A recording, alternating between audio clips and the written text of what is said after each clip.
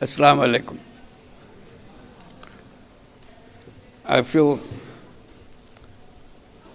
very unfortunate that I'm not a participant in this gathering, rather treated as an outsider who comes and goes away.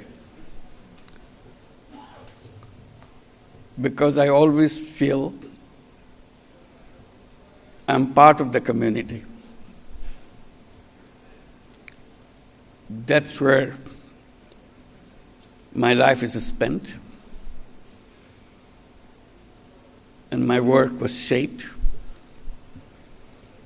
My ideas were developed. I'll be missing out everything that you'll be talking about, which I'm very interested to hear and learn.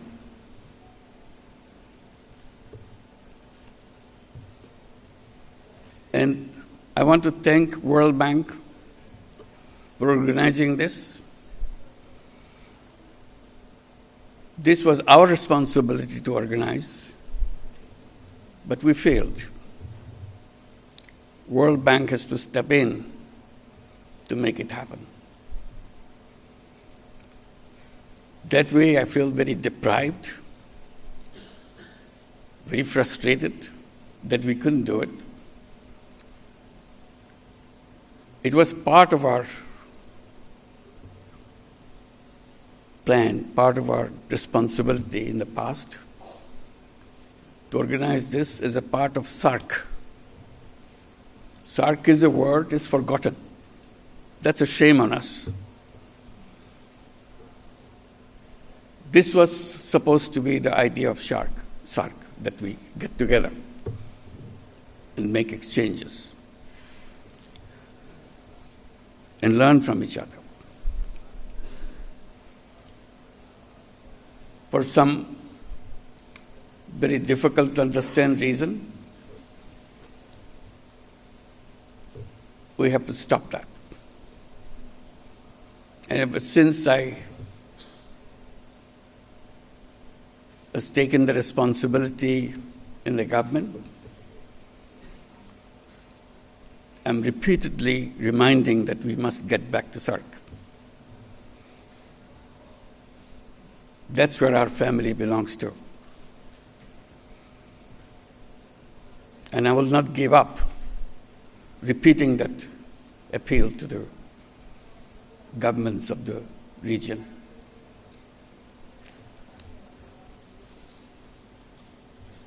Today, I feel very excited that academics at the highest level could get together in Dhaka. It's important that this is Dhaka.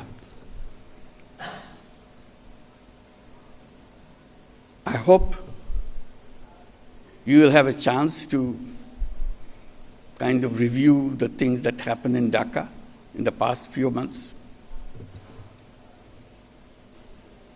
That will clarify what this university education is all about, or education as a whole is all about.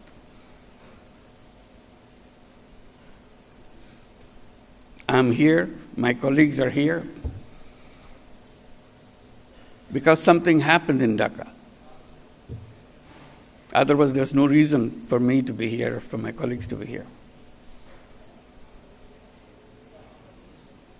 And I thought that will be the core of the subject to be discussed in this gathering. Who are these young people that we are dealing with? They have their own mind.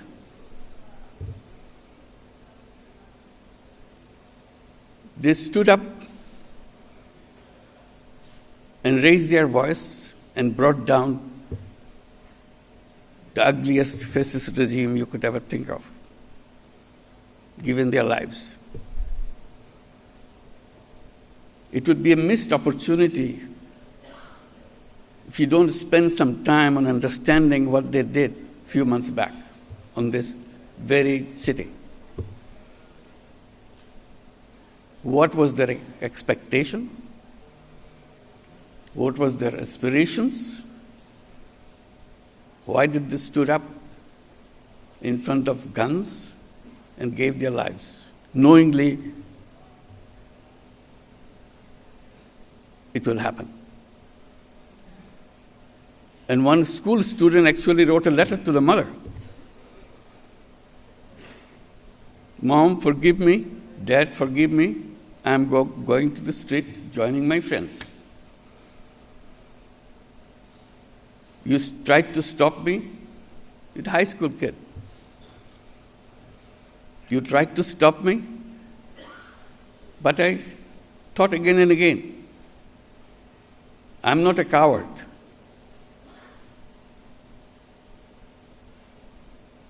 My friends are on the street, they are giving their lives. I cannot hide here sitting and hearing about that. So I'm leaving. Forgive me for that. If I don't come back, please forgive me. So it was not sudden outburst. It's very pre-planned things. I wish you will have some occasion to see the videos of the things that happened in the city of Dhaka. These are not new. It happened in Sri Lanka. It just happened in Nepal. It happened in a big way in Dhaka. So what does education mean? What this university means? What the role of the teachers are all about?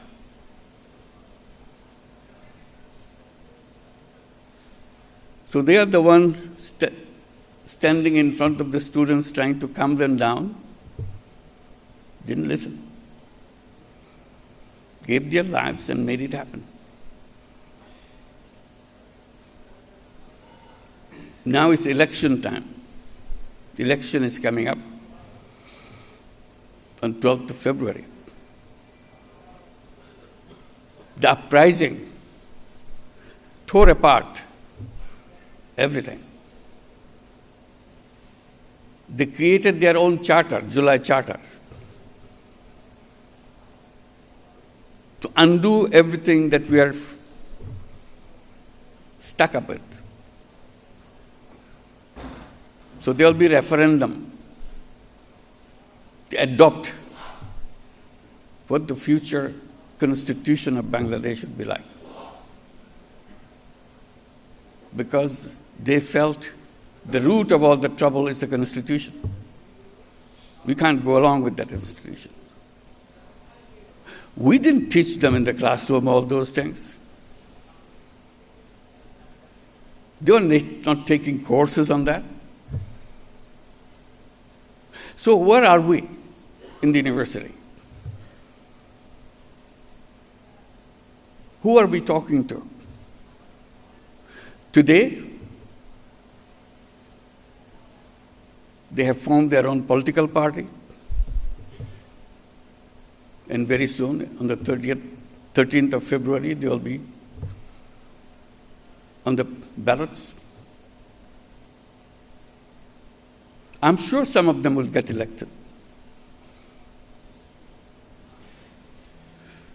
They were in our classroom the other day.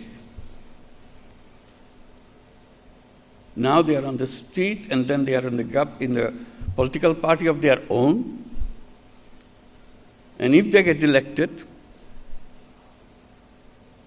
someone may be the education minister.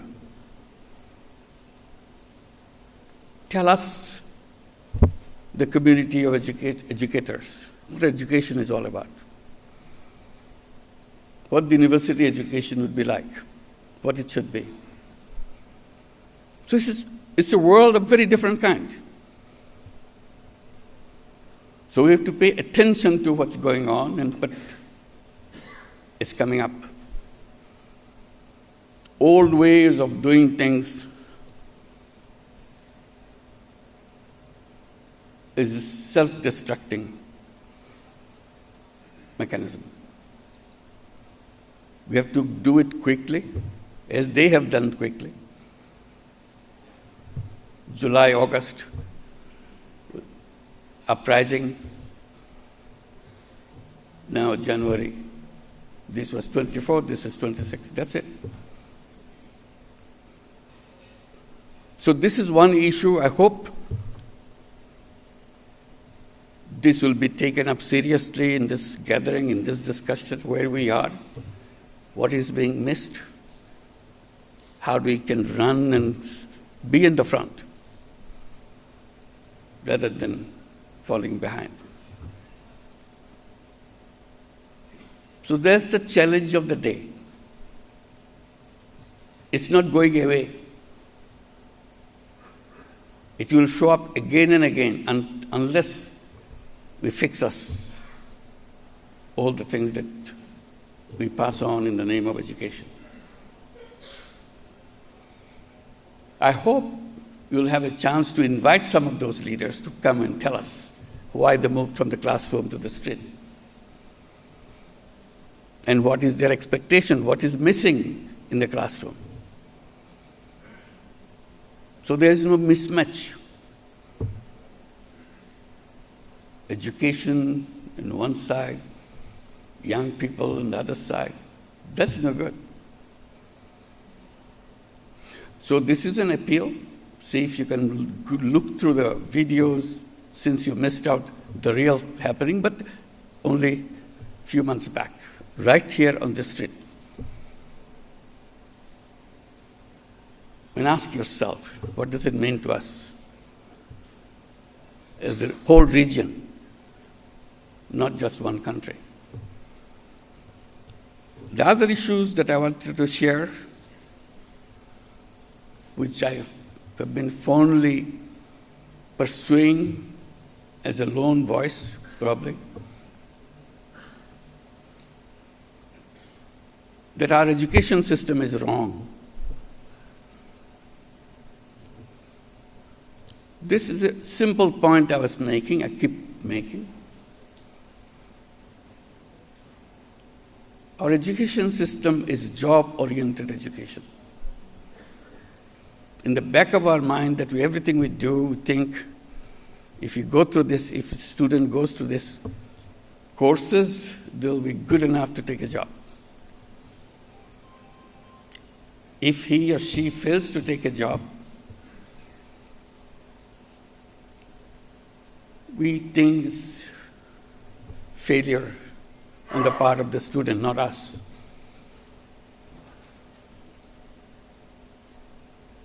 Why do we design a job-oriented education? That you have to have a degree to go to the job market so that they find you appropriate candidate.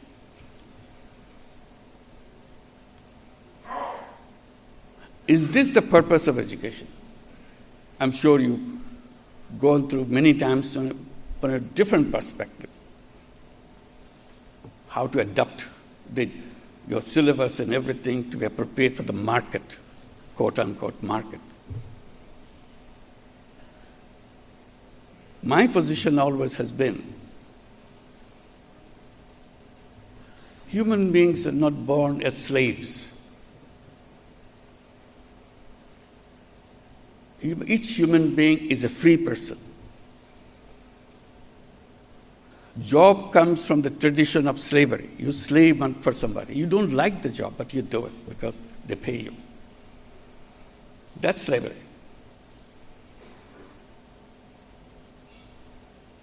My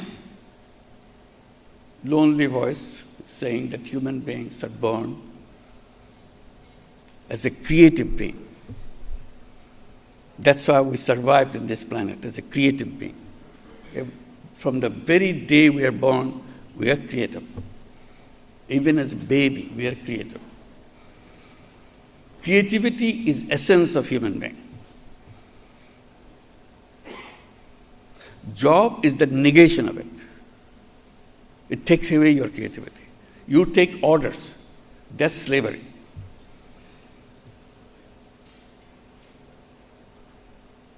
These young people who marched on the street, they refused to be slaves, refused to take orders. And that's where the conflict began. So what kind of education that you will be giving? This is a question I raise with you. You may dismiss it. You may pause for a while. But this is my point. Should we continue this education to create slaves? Turning creative being into slaves, that's a criminal job.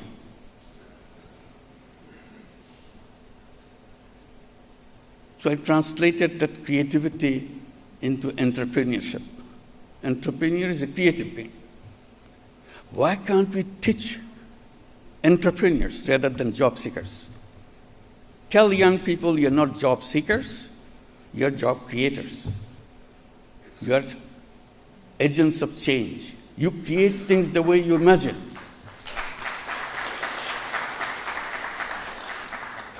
Imagination is the essence of human being. We discredit it. We say, no, not imagination. Be practical. Human beings are not born to be practical. They are born with enormous power of imagination. That's what drives them, makes them fall crazy. That's why they gave lives, imagination. They had nothing on the street. They had an imagination. We want to build a new Bangladesh. That's their slogan. And they were committed to it, didn't give up.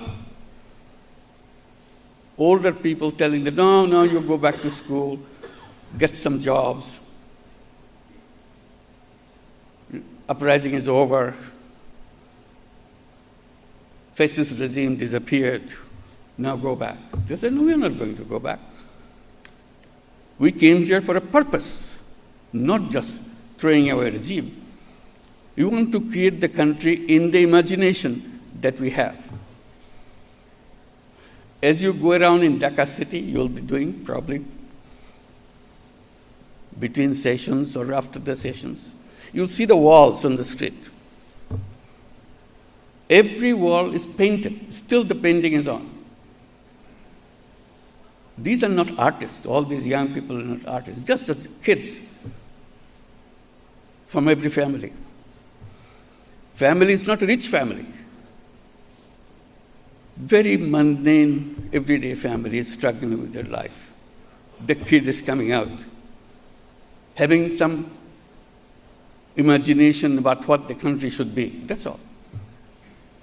Burning idea in them. So while they are fighting on the street, giving their lives, they are painting on the wall. What's wrong with this society? They draw pictures. They're not painters. They've never painted anything before. But this time they did. It's all there. Amazing expressions. You don't have them in their textbooks. They never learned from any poem or anything. Just figured it out, what this is all about.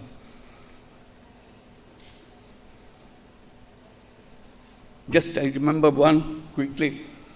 One writes, there's no substitute. So it goes on, because there's no alternative. He gives the answer, I am the alternative. Similar thing all over Dhaka city. It's not only Dhaka city, every city in Bangladesh, you go, you see these paintings on the wall. There was no plan, there was no, somebody created this little messages. No, everybody figured out their own messages.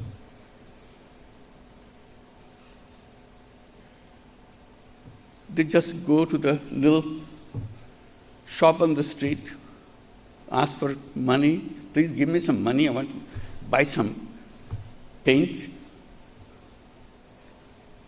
and some brush so that I can paint something on the wall. This is where the money came from. There was no planning authority designing who should do what, nothing. That is the inner creativity every single human being. So education right there on the street. But we refuse to learn. We go back to the books. We learn how to write a good application for a job. That's the mismatch. I hope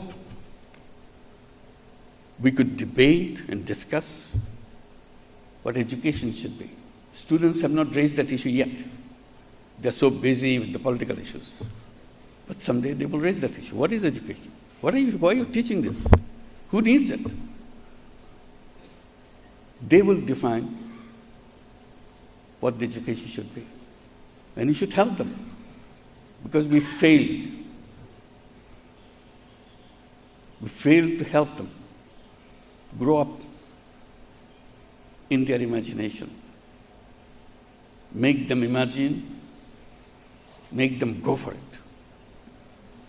Because that's what life is all about. Imagine and make it happen.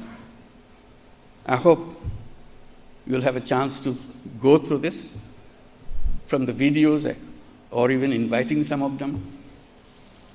They will feel awkward because big professor sitting in front of students to listen. They may mumble. They're just like any other kid in your classroom. They're scared of their teachers. But because of the uprising, they may have hardened a little bit. I'm not talking about boys. I'm talking about both boys and girls. You listen to those girls who were pushed in the back of the home. Now they are leading the nation. Same girl. Not a different family. Same girl who are taught again and again, don't do this, don't do this. You're not supposed to do this. She's on the street, speaking out her mind. So you're in the right place and see what it means to our region. Our region is a one totality. It's not pieces that doesn't fit into the picture. It is a one whole picture. We work together. We learn from each other. We are a family. Politicians make them forget that. So we have to rediscover ourselves. Thank you. I'm very happy to be with you. Sorry for all this on-the-spot remarks. I hope it will mean something to you. Thank you very much.